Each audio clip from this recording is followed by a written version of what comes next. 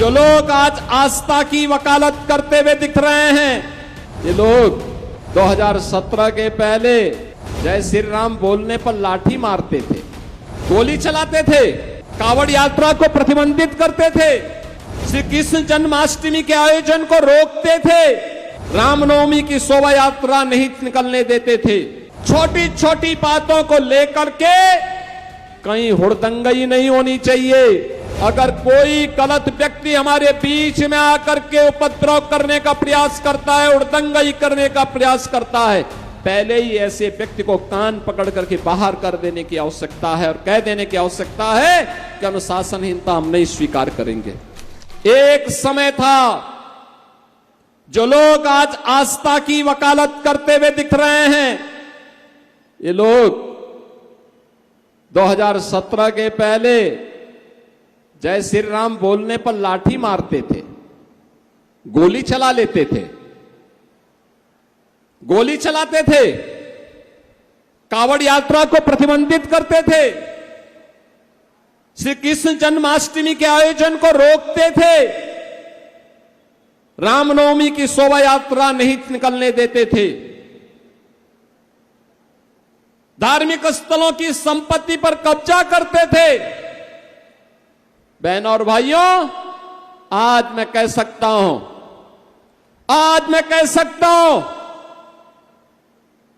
पश्चिमी उत्तर प्रदेश के लिए,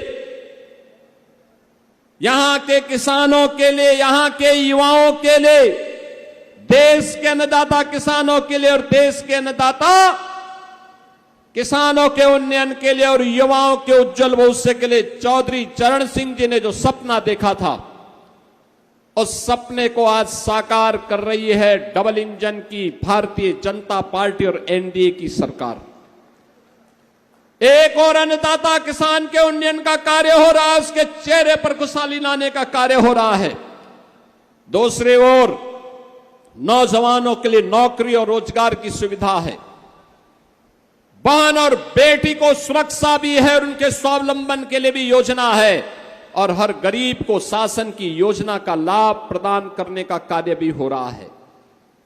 हर व्यापारी को सुरक्षा प्रदान की जा रही है, उनके निवेश को भी और उसको भी सुरक्षा प्रदान करके उसको आगे बढ़ाने का कार्य किया जा रहा है। यही तो डबल इंजन सरकार है। आज कावड़ यात्रा को कोई रोकता नहीं, आज तो शानदार कावड़ यात्रा चल रही है। सुरक्षा सरकार उसके साथ खड़ी है, प्रशासन उनकी सेवा में खड़ी है, उद्यमी व्यापारी और स्वयंसेवी संगठन उनकी सेवा के लिए खड़े रहते हैं।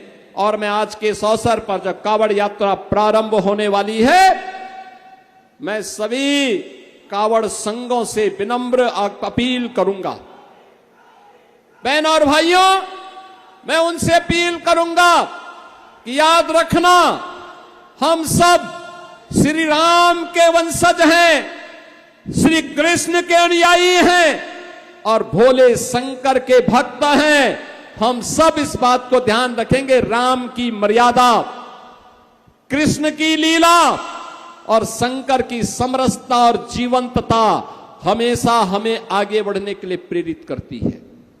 जीवन में अनुशासन और धैर्य, ये हमारी सबसे बड़ी पूंजी होनी चाहिए। छोटी छोटी बातों को लेकर के कहीं हुड़दंगई नहीं होनी चाहिए।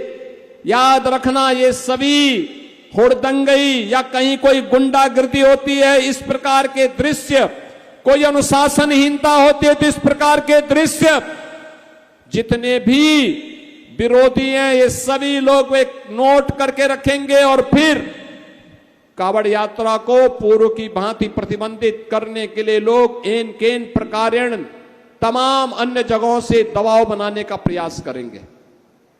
लेकिन मैं कहूंगा, सरकार उनकी सुरक्षा के लिए, उनकी सुविधा के लिए और उनकी भक्ति को साकार करने के लिए हर प्रकार का सहयोग कर रही है। यही तो डबल इंजन सरकार है, जो आस्था का सम्मान कर रही है, पुष्प वर्षा करती है। मैं स्वयं कावड़ यात्रा के दौरान आता हूं पुष्प वर्षा करने के लिए।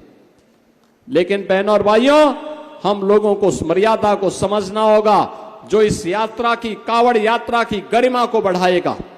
कावड़ यात्रियों के साथ लोगों के उस प्रगाढ़ प्रेम को व्यक्त करने का एक माध्यम बनेगा।